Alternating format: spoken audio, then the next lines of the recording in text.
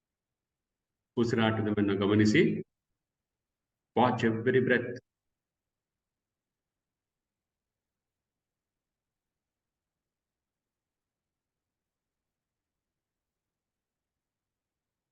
Feel the air coming in, going out. ಪ್ರತಿಯೊಂದು ಉಸಿರನ್ನು ಗಮನಿಸಿ.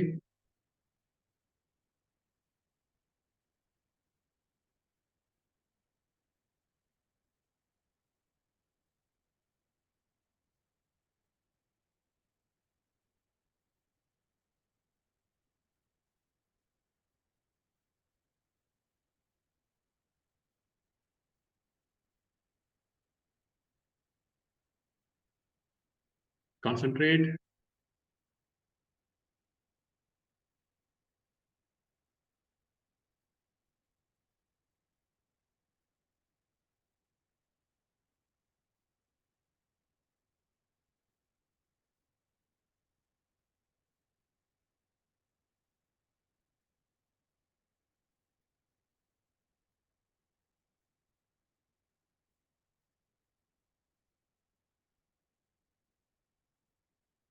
Watch every breath.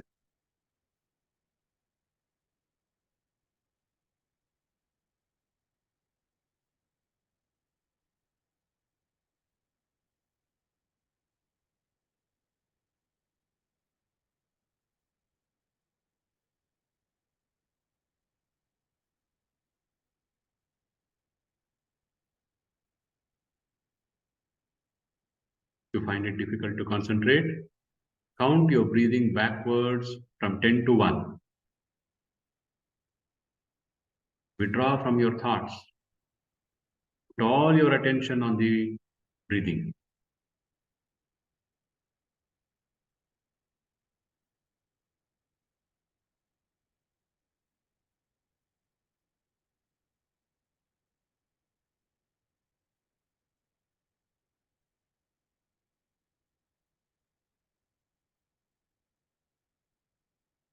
ಮನಸ್ಸು ಏಕಾಗ್ರವಾಗಲಿಲ್ಲ ಅಂದ್ರೆ ಉಸಿರಾಟವನ್ನ 10ರಿಂದ 1ಕ್ಕೆ ಹಿಂದಕ್ಕೆ ಎಣಿಸ್ಕೊಂಡು ಬನ್ನಿ. ಪ್ರತಿಯೊಂದರನ್ನ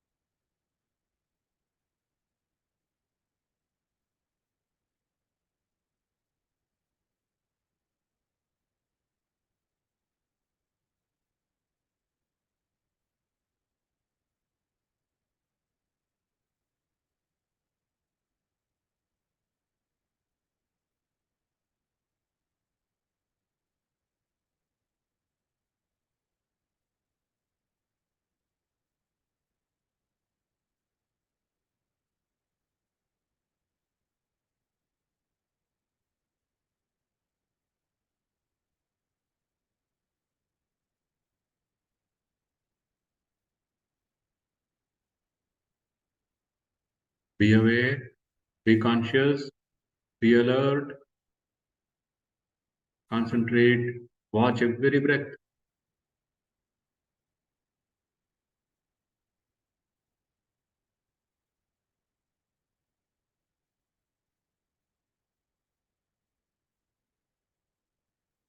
If your attention is dragged towards your thoughts, withdraw, concentrate again on your breathing.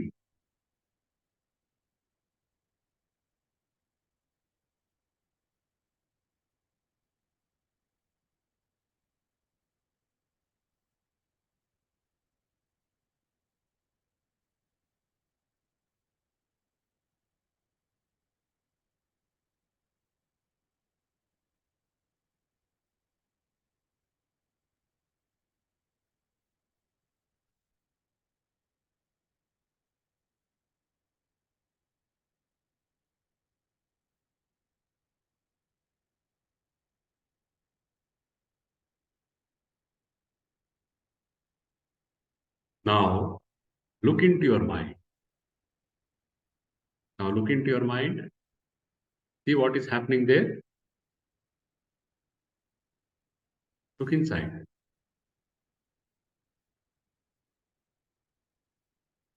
If you see darkness, be aware that you are the witness, still witnessing the darkness.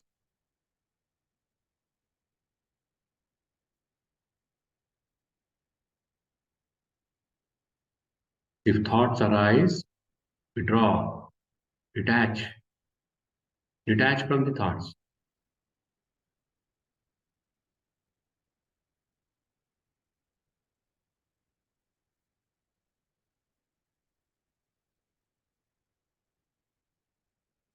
You are the still witnessing mind.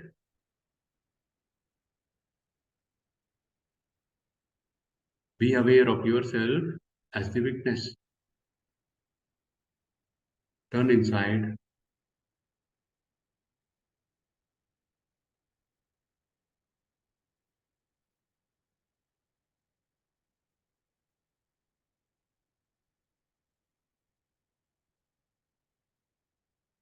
Now listen to the voice in the mind.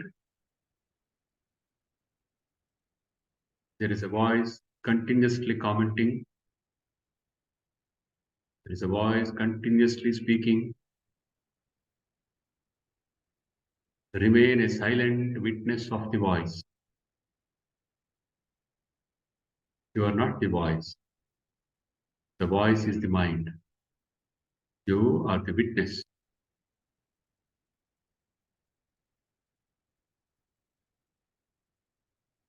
See where the voice is coming from. Look inside.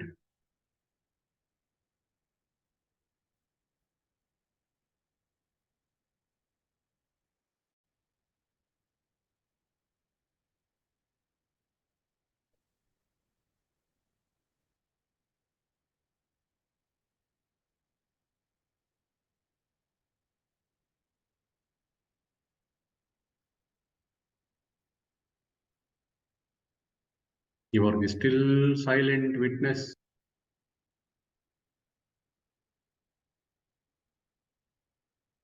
Withdraw. Withdraw from the voice. Remain as witness. Silent witness.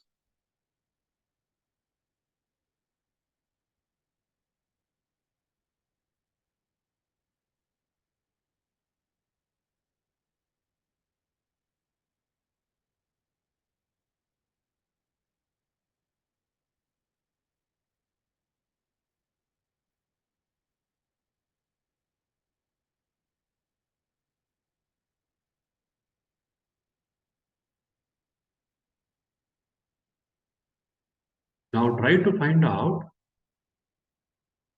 who is witnessing.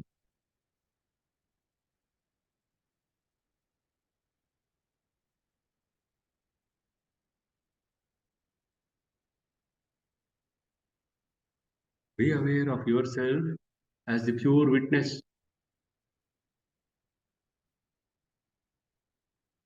Look inside. You are pure witness.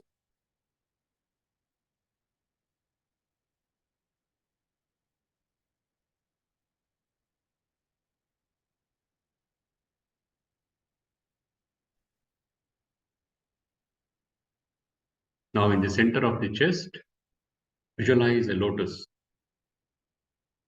ಎದೆಯ ಮಧ್ಯಭಾಗದಲ್ಲಿ ಒಂದು ಕಮಲವನ್ನು ಕಲ್ಪಿಸಿಕೊಳ್ಳಿ. Visualize a lotus shedding golden light.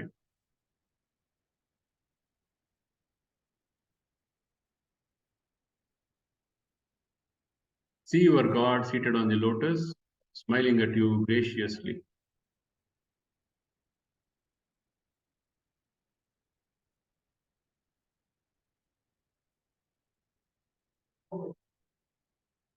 Or you can just visualize a golden light.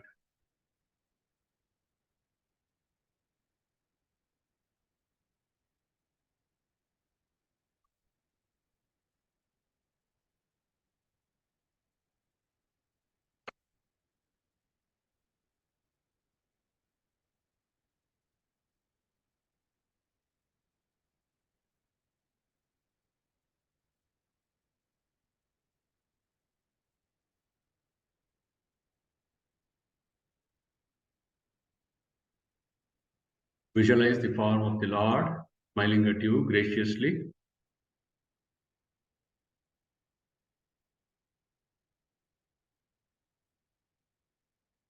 Hold the feet of God. Go down. Place your head on the feet of the Lord.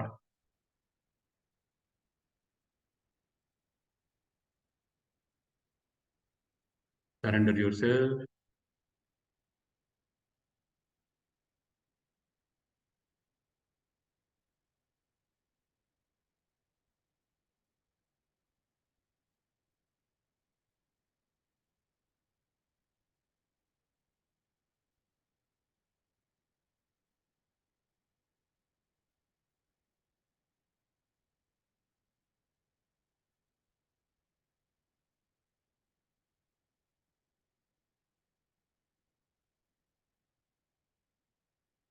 With folded hands, sit in front of the Lord. Repeat His name. You know the mantram. Repeat the mantram.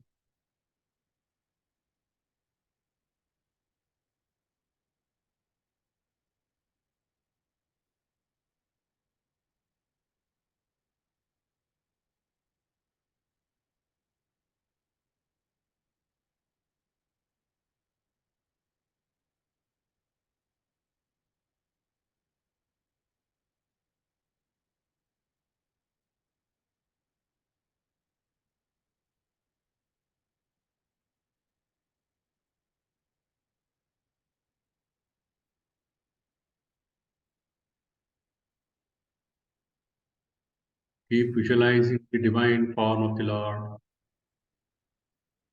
Repeat His divine name.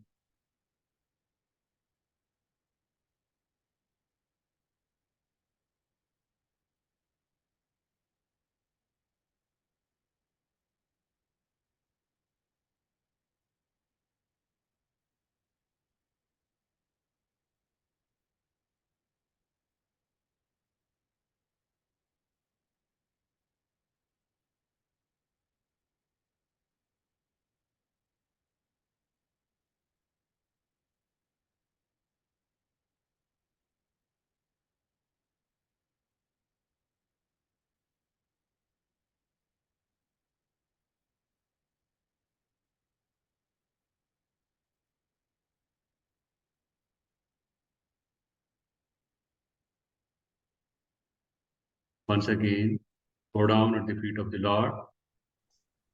Place your head on the feet of the Lord. Surrender yourself.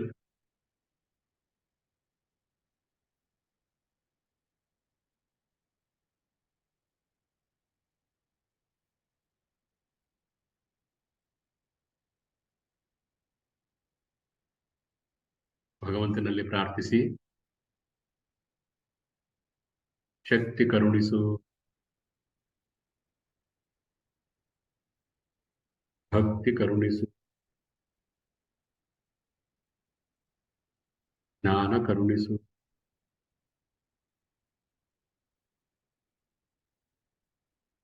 ಶಕ್ತಿ ಕರುಣಿಸು. ಭಕ್ತಿ ಕರುಣಿಸು. ಜ್ಞಾನ ಕರುಣಿಸು.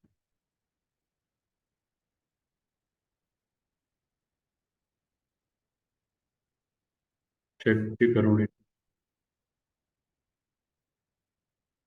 ಭಕ್ತಿ ಕರುಣಿಸು. ಜ್ಞಾನ ಕರುಣಿಸು.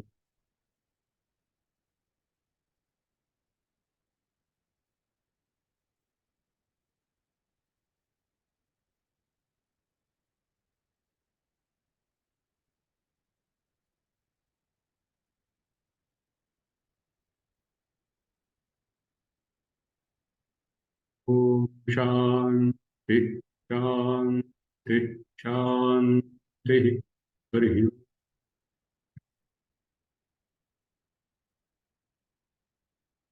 Gently open your eyes.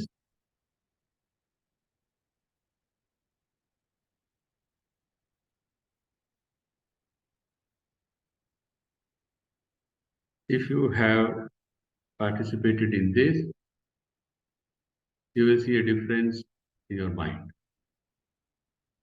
Even just this 20 minutes, the mind will be a little calmer. And every day, if this is practiced twice, you will see the result within 2 months. Administrators will be better administrators. Teachers will be better teachers because they will have more self-composure, self-restraint, born of better self-understanding. If I cannot understand myself, how can I understand people around me? In truth, we see the world and we understand the world as we are. Nobody sees the world as it is. Nobody can.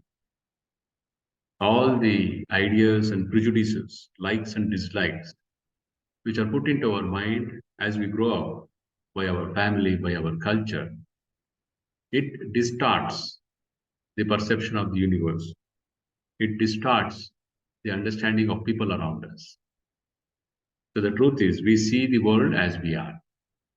And if I think I am the owner of this gold chain, I am the owner of this site, I will see the world like that only. If I think I am this body, I see the world as a body.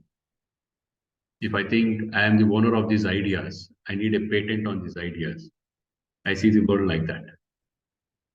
When I discover I am pure consciousness, without birth, without death, that's what Sri Krishna tells in the Bhagavad Gita. Very beginning, Krishna tells Arjuna. If I can discover that, then my perception of the universe will be in a different dimension. Vedanta also teaches us this, that man is a compound of animality, humanity, and divinity. Man is a compound of animality, humanity, and divinity. Most people in a society, in any society for that matter, they live and function at the animal level. They may have double PhDs, they may have Nobel Prizes also, but still they live at the animal level. Animal level life is a life rooted in body senses and objects outside. Food, sleep, sex, shelter. These are the only concerns of a person, whether he will be the most brilliant professor. If his thoughts are revolving only around this food, sleep, sex, shelter, how do I enjoy more? How do I protect these things? That's an animal life. An animal life is an instinct-driven life. And for that sake, it is also a very selfish life. And the animal called human being is probably the most selfish animal on earth. And selfishness leads to greed, and greed manifests as corruption. Highly intelligent, intellectual people also become highly corrupt. Corruption not just in taking a bribe, corruption in not discharging their duties, in not recognizing their responsibilities, failing to meet their responsibilities. That is also corruption. And intelligent people become like this, and the root of that is selfishness. Nano, nannadu, nanage. Is ಮೂರೇ ಅವರ ಬಾಯಲ್ಲಿ ಬರೋದು. ನಾನು, ನನ್ನದು, ನನಗೆ. I, me, mine.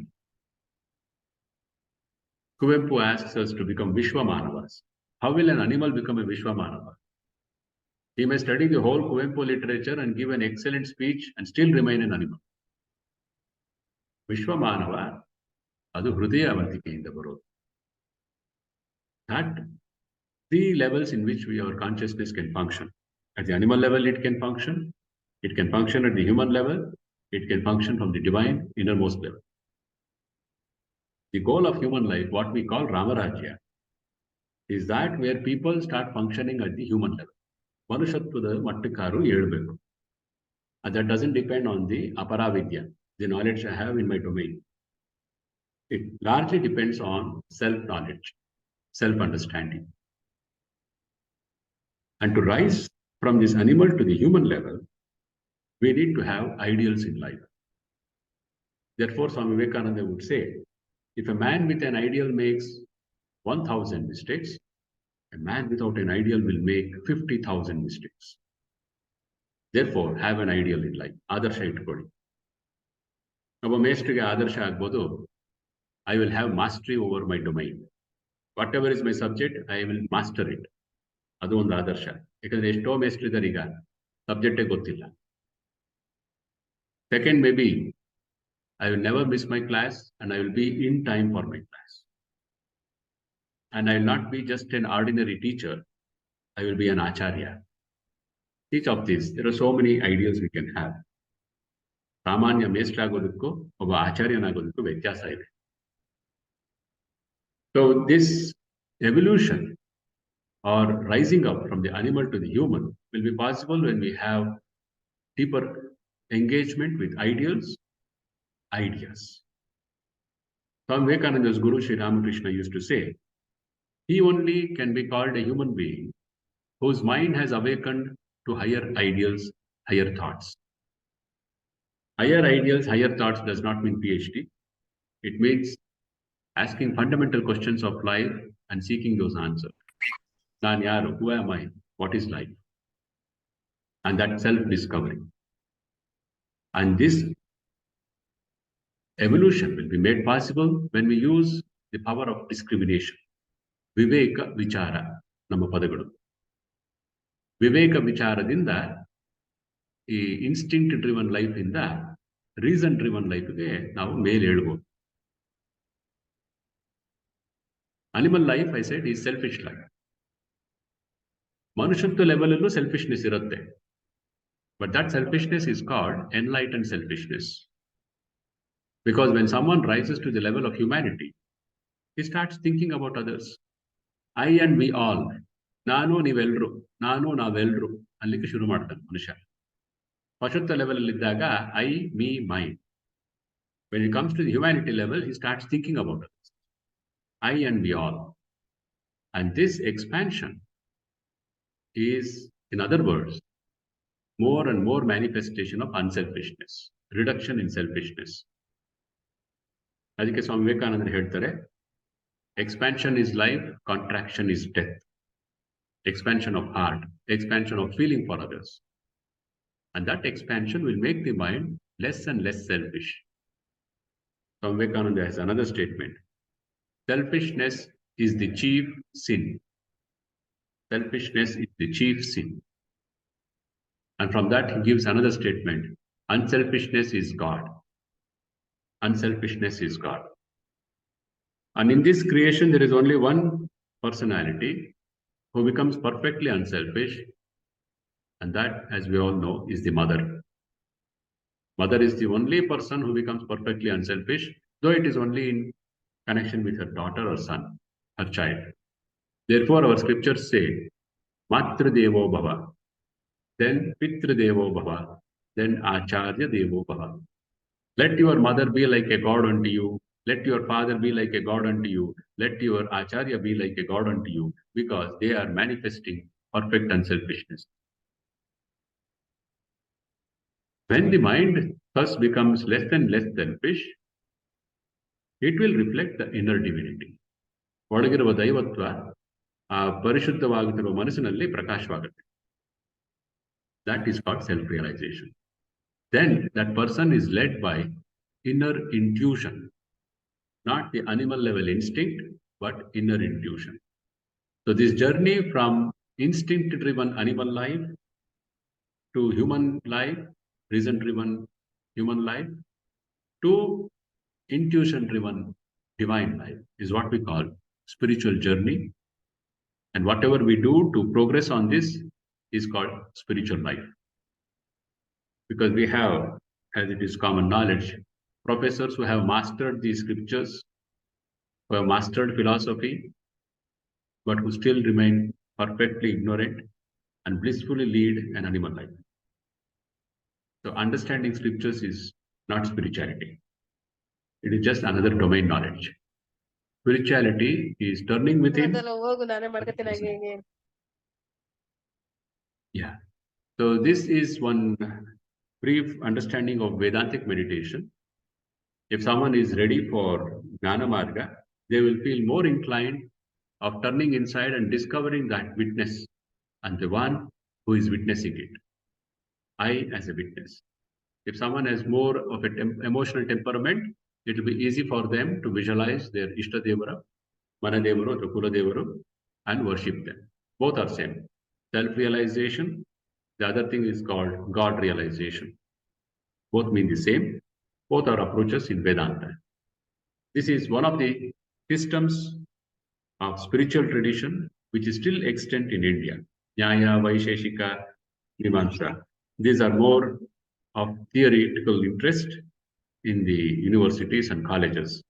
But practical life, everyday life in India, in a Hindu household, is Vedanta. And in that, I have just presented briefly about how to turn the mind inside and meditate on the truth, discovering the truth, which is my true nature. Thank you. I have 5 minutes. If anyone has any question, I'll be happy to take.